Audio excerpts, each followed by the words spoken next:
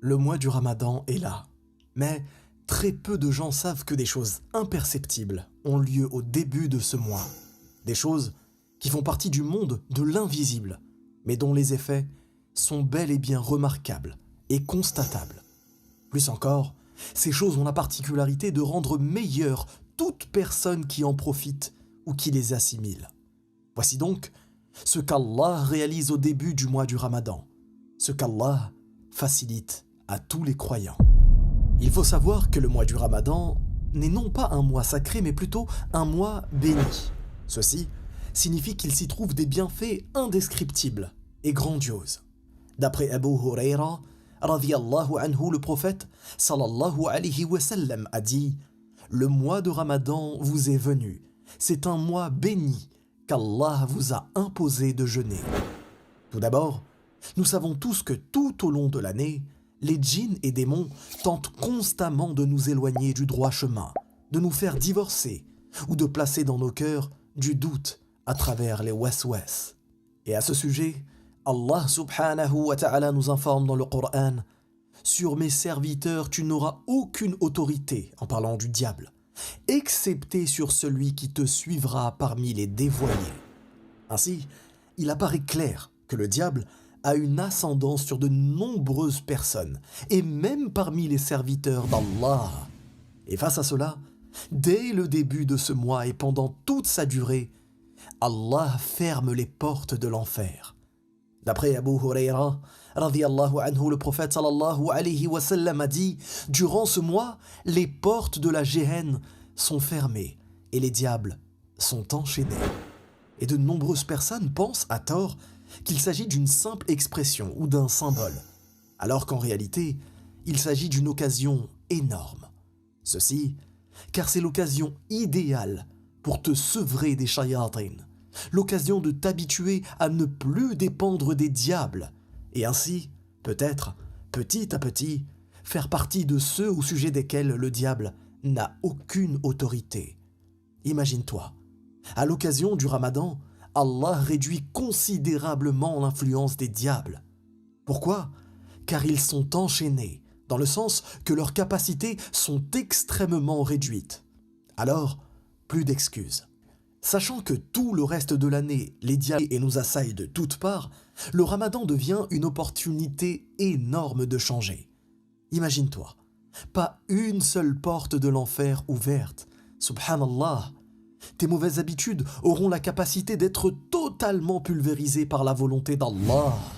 Alors, fais tout ton possible pour abandonner définitivement ces péchés fréquents qui t'assombrissent le cœur. Comment ? Eh bien, en premier lieu, en mettant en application le tawhid, l'unicité, et en te rendant compte de l'opportunité immense que t'offre Allah, en te rendant compte qu'il t'observe en permanence, en te rendant compte que si tu arrives à t'abstenir de choses autant naturelles et instinctives que la nourriture ou les plaisirs charnels, eh bien, à plus forte raison, tu parviendras à abandonner toutes ces choses néfastes parmi les péchés, que sont la consommation de contenus illicites, la consommation d'alcool, le mauvais comportement envers ses parents, la rupture des liens de parenté, ou même la pratique des innovations ou le shirk. Est-ce que tu t'es déjà demandé pourquoi Allah nous a ordonné de faire le Ramadan? Allah nous donne lui-même la raison dans son livre sacré lorsqu'il dit « Ô les croyants, on vous a prescrit as-siyam, comme on l'a prescrit à ceux d'avant vous. Ainsi, atteindrez-vous la piété. La'allakum tattaqoun. » Sachez que la taqwa, c'est aussi l'abandon des péchés. Mon frère, ma sœur, ce n'est pas la semaine prochaine ou demain que tu dois t'y mettre. Ce n'est pas tout à l'heure ou dans 5 minutes, non. C'est maintenant que tu dois être déterminé à abandonner les péchés et à faire de toi quelqu'un de meilleur à la fin de ce mois.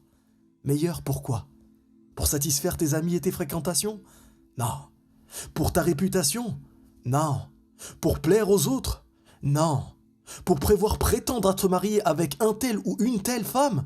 Non. Uniquement pour satisfaire ton Créateur, Allah, subhanahu wa ta'ala. Ainsi, tu l'auras pleinement unifié dans son adoration. Maintenant, ce que tu dois savoir, c'est que, au-delà du fait que les portes de l'enfer soient fermées, les portes du paradis, elles, sont toutes ouvertes, sans qu'aucune ne soit fermée.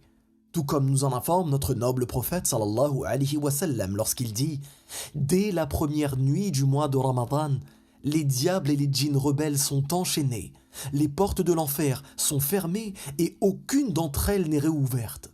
Les portes du paradis sont ouvertes et aucune d'entre elles n'est fermée. » Et pourquoi selon toi?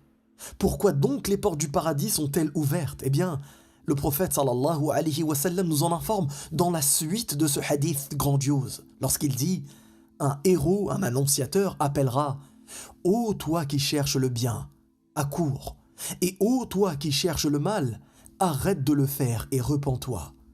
Allah a des serviteurs qu'il affranchit de l'enfer, et ceci chaque nuit du mois de Ramadan. » Alors, ma sœur, mon frère, durant ce mois, tente d'être de ceux ou celles qui seront affranchis de l'enfer. C'est le mois pendant lequel Allah a fait que tu puisses multiplier les bonnes actions qui auront une valeur encore plus importante que les autres mois.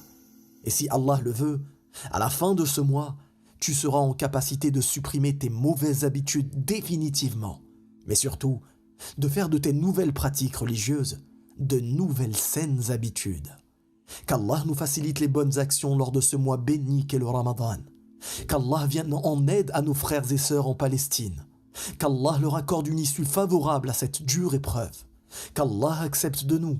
Qu'Allah apaise le cœur de nos sœurs converties et nos frères convertis qui se retrouveront peut-être parfois seuls lors des ruptures du jeûne. Alors ne les oublions pas et faisons-leur une place à nos modestes tables. Qu'Allah nous enracine dans sa science, nous pardonne nos péchés et accepte nos œuvres pieuses. Amin. Avant de vous quitter, je vous parle rapidement de ma nouvelle formation en langue arabe. Le mois du Ramadan est le mois idéal pour se fixer de nouveaux objectifs.